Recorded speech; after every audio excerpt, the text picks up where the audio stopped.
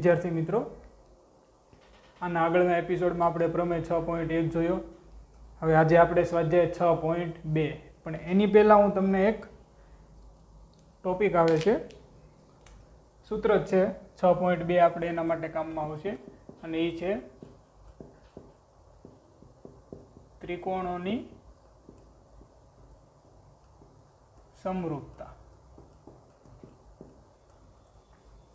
પુસ્તકમાં જે બધા પ્રમેય 6.1 પછી જે ઉદાહરણ આપ્યા છે એના જે બધા એમાં સાબિત કરેલું છે. આપણે સાબિત કરવું એવું પૂછાતું નથી, પણ એના સૂત્ર છે એ સ્વાધ્યાય 6.2 જે દાખલા છે એના માટે કામના છે. જોઈએ શું કહેવા માંગે છે.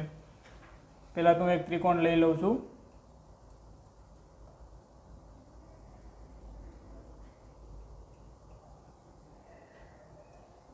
ત્રિકોણ ABC.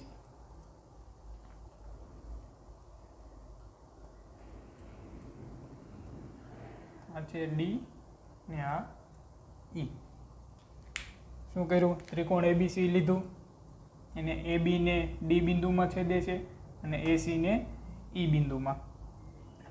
જ્યારે આવી આકૃતિ આપવામાં આવે ત્યારે કઈ રીતના પ્રશ્ન આવે કે આનું માપ આપેલું હોય, આનું માપ આપેલું હોય, આનું માપ આપેલું હોય અને આનું માપ આપણે શોધવાનું હોય. એ રીતના તમારે સ્વાધ્યાય 6.2 દાખલા આવશે. તો આના પરથી ટોટલ 5 સૂત્ર બને છે. કયા કયા જોઈએ? પહેલું, જો મિત્રો, સૂત્ર ગોખતા નહીં, ખાલી આકૃતિ સમજશો એટલે એના ઉપરથી 5 બહુ જ સહેલા છે, ધ્યાન આપશો એટલે ખબર પડી જશે, ગોખવાની કોઈ જરૂર નથી. હવે આકૃતિ સમજશો એટલે થઈ જશે. ABC ની જગ્યાએ PQR આપે, કોઈ પણ આપે, MN આપે, કોઈ પણ આપે, પણ આકૃતિ જો સમજશો તો ગોખવાની જરૂર નહીં પડે. જોઈએ પહેલું સૂત્ર. શું કરવાનું?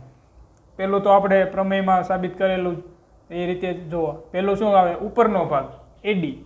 કયો ભાગ?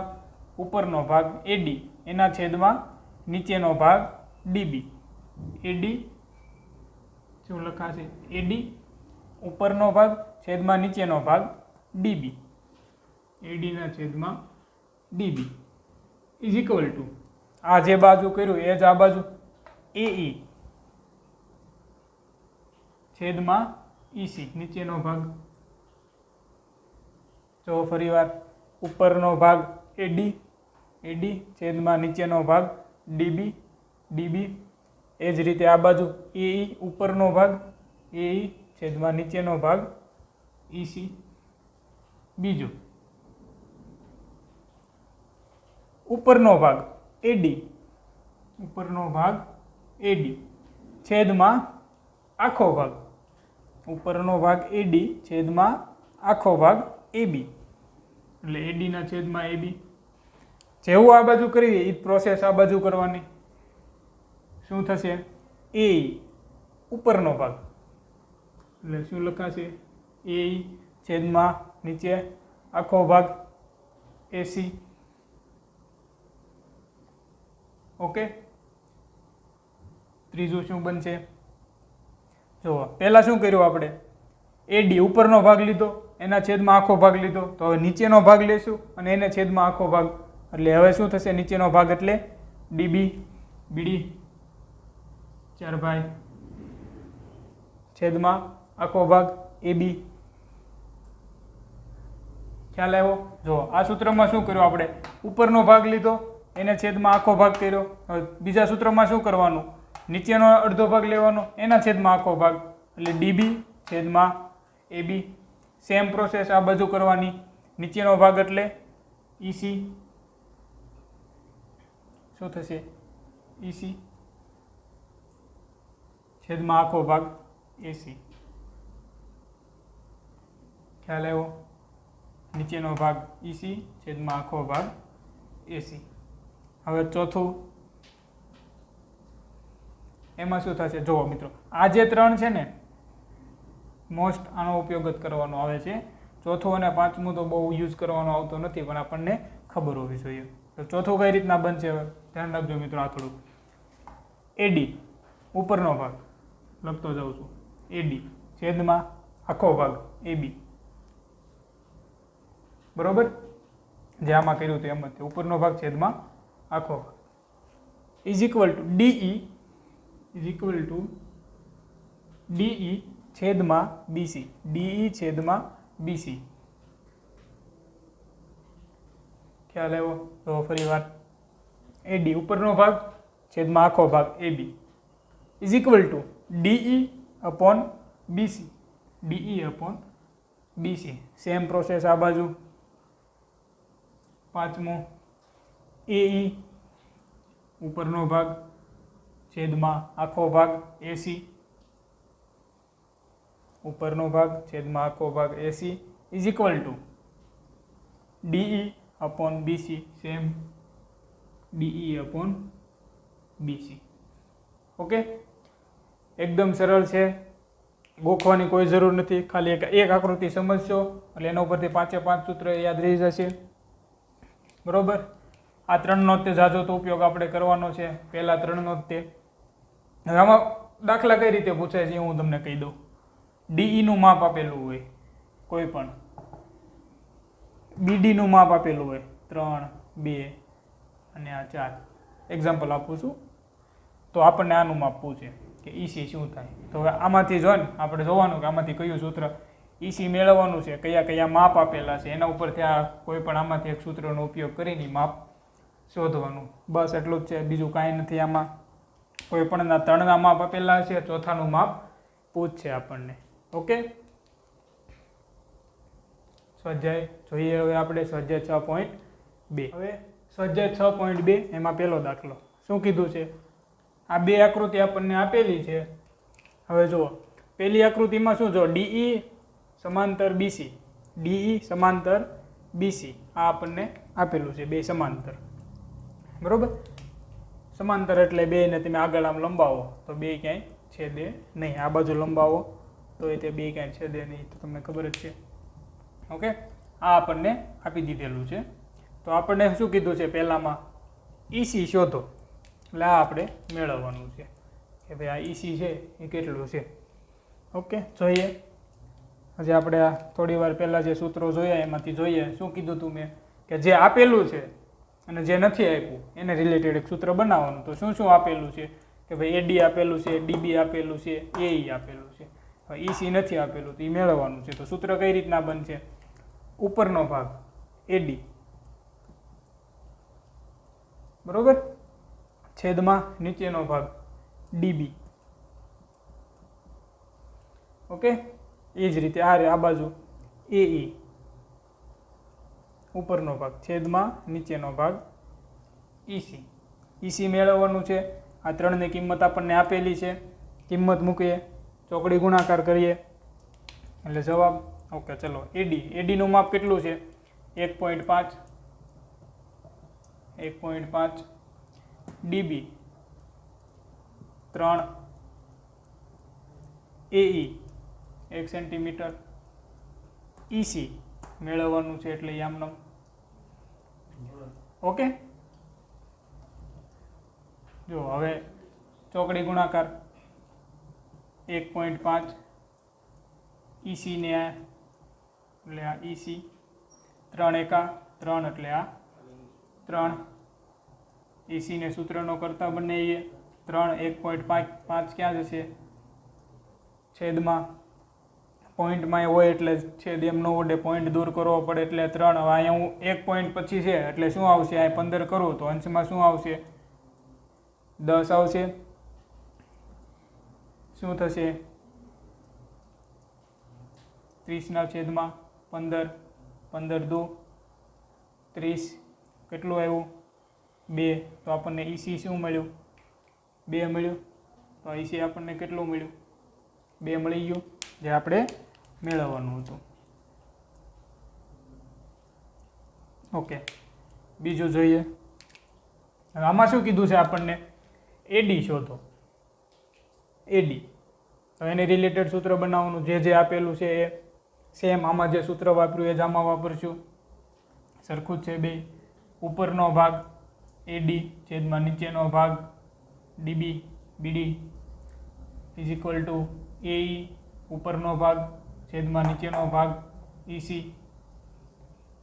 ઓકે, કિંમત મૂકીએ. ચોકડી ગુણાકાર ભાગાકાર જે થતો હોય સરવાળા બાદબાકી કરી નાખીએ. એડી મેળવવાનું છે આમનમ. ડીબી આપેલું છે 7.2. એઈ 1.8. ઈસી 5.4.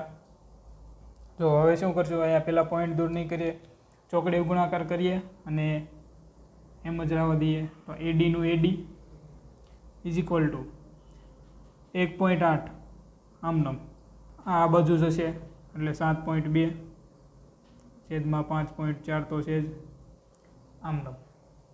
ઓકે, હવે પોઈન્ટ દૂર કરીએ. 1.8 છે, પોઈન્ટ દૂર કરું એટલે 18/10.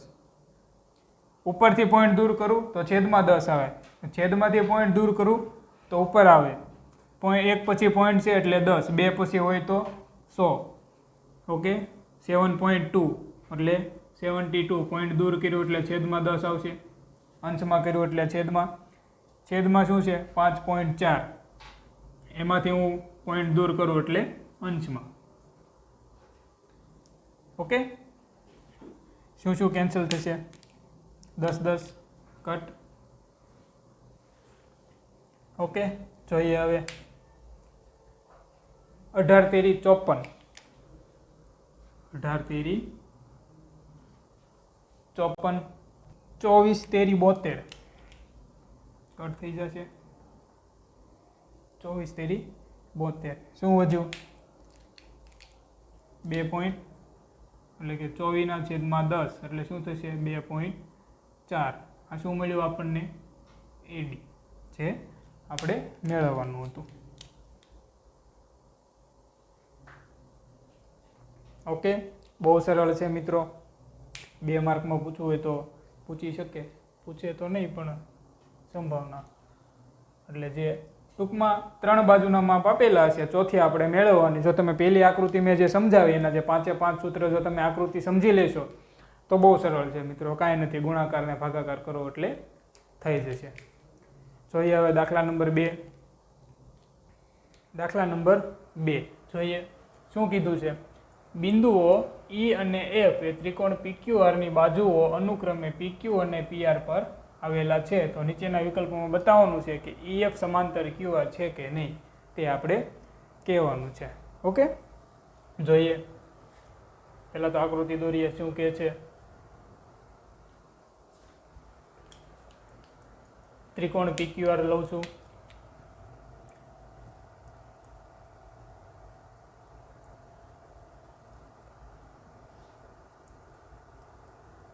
P, Q અને R.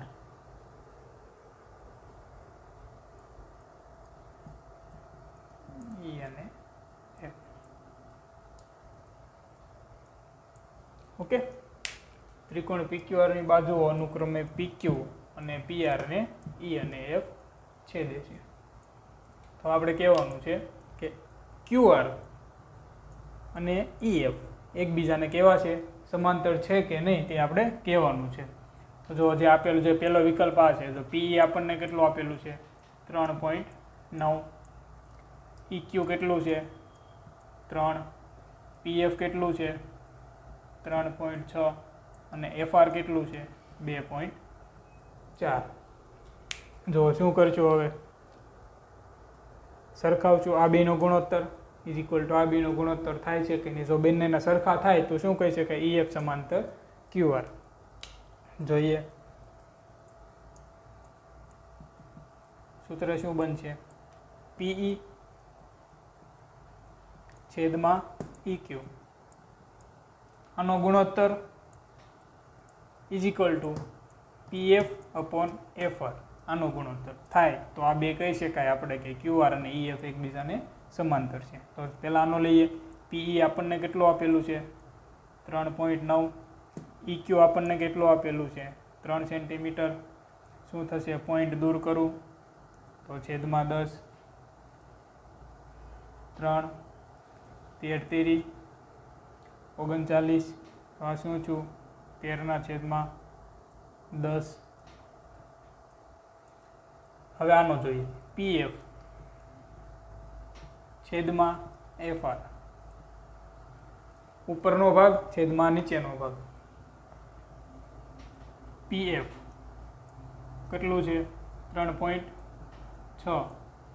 એફઆર 2.4, પોઈન્ટ દૂર કરીએ 36 તો છેદમાં 10, 2.4 માંથી પોઈન્ટ દૂર કરવી તો અંશમાં 10, 10 10 કેન્સલ, 12 13 36 ને 12 દુ 24, 3/2. તો જુઓ આ શું આવ્યું હતું 13/10, આ શું આવ્યું 3/2. તો બે સમાન છે નથી, તો આપણે લખી શકીએ તેથી EF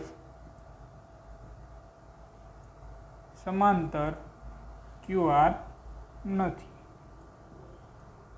આપણે એ જ કહેવાનું છે કે નથી, તો કહી દીધું કે નથી. શું કામ? કારણ કે આ બેયનો ગુણોત્તર સરખો આવતો નથી, 13/10 અને 3/2. જોઈએ આગળ હવે આમાં શું કહે છે. જો પી, ચલો એક દોરી જ નાખું. આ ત્રિકોણ PQR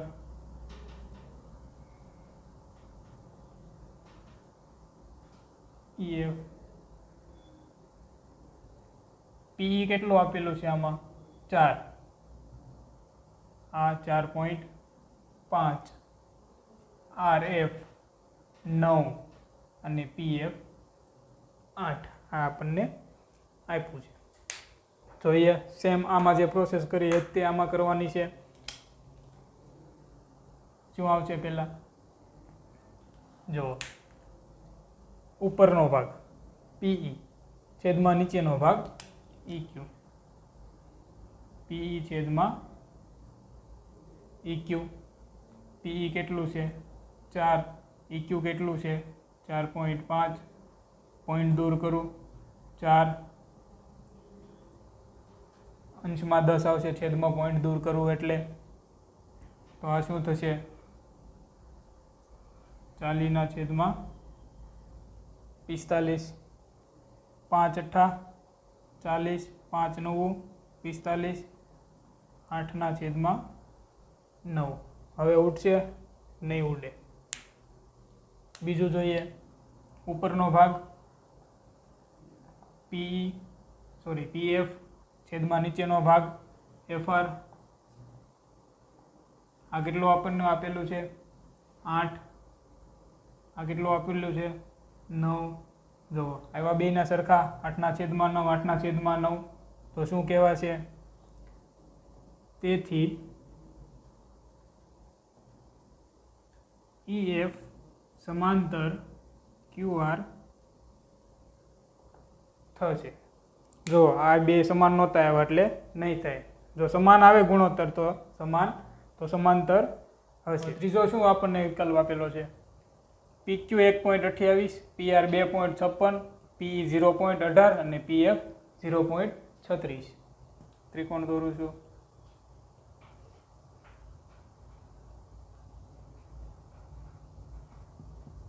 PQ R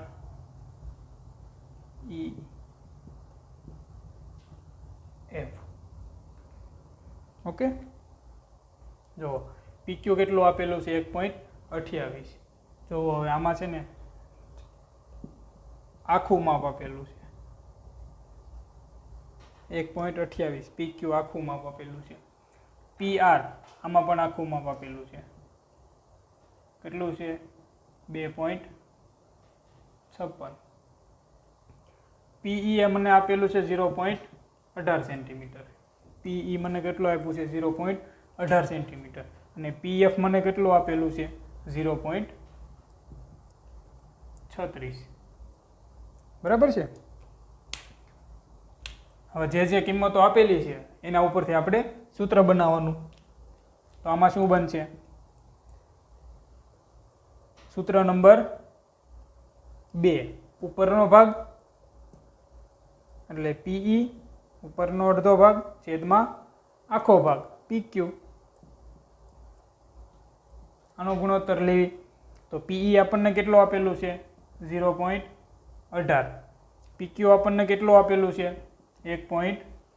28 પોઈન્ટ દૂર કરીએ 18/100 બે સંખ્યા પછી પોઈન્ટ છે એટલે અને અંશમાં છે પોઈન્ટ એટલે છેદમાં 100 આવશે છેદમાં થી પોઈન્ટ દૂર કરીએ એટલે 128 બે પોઈન્ટ પછી પોઈન્ટ છે એટલે ઉપર 100 શું શું કટ થશે 100 કેન્સલ ઓકે હવે 18/128 હવે જો આમ યાદ ન આવે ને તો શું કરવાનું અડધું અડધું કરતા જવાનું 18 અડધા તો કે 9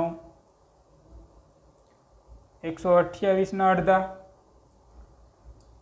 64 હવે આમાં ભાગાલ છે નહીં હાલે એટલે આ શું થયું 9/64 ઓકે હવે આ જોઈએ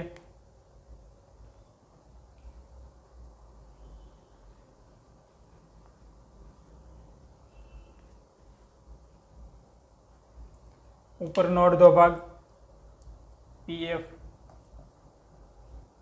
છેદમાં આખો ભાગ PR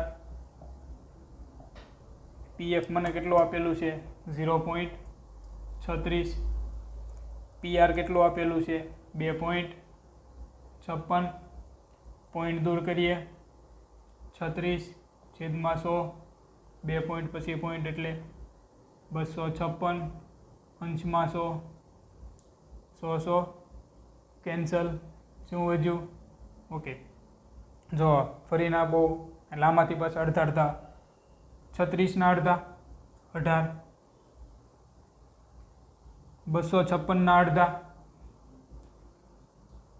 128 16 ઓકે 18 અડધા 9 128 અડધા 64 એટલે પાછું શું આવી ગયું 9/64 જુઓ આ પણ 9/64 આ પણ 9/64 એટલે શું થયું PF upon PR is equal two શું થઈ ગયું PE upon PQ થઈ ગયું તો કહી શકીએ કે EF અને QR એ બે એકબીજાને કેવા છે સમાંતર છે એટલે લખી દેવાનું તેથી EF સમાંતર QR થશે અથવા તો છે ઓકે આ છે તમારો સ્વાધ્યાય 6.2 બે જ દાખલા કરવાના છે બાકીના જે સાબિતીના દાખલા છે એ આપણે કરવાના નથી એકદમ ઇઝી છે મિત્રો સૂત્ર આવડે છે તમે પહેલી મેં આકૃતિ શરૂઆતમાં શીખવાડે એના ઉપરથી જો સૂત્ર આવડી જાય કઈ રીતના બનાવવાના ગોખતા નહીં મિત્રો એકદમ ઇઝી છે એક બે વાર જોશો સમજશો એટલે સૂત્ર આવડી જશે કાંઈ ગોખવાની જરૂર નથી અને બહુ સરળ છે ખાલી ગુણાકાર ભાગાકાર કરવાના છે બીજું કાંઈ છે નહીં તો જે 6.2 છે એમાં જે બીજા બધા જે સાબિતીના દાખલા છે એ તો આપણે કરવાના નથી પૂછાતા જનરલી આમાંથી મેં તમને પણ પહેલાં કીધું પ્રમેય અને એક સમજ પૂછાય છે ઓકે તો આગળ મળશું હવે નવા વિડીયોમાં થેન્ક યુ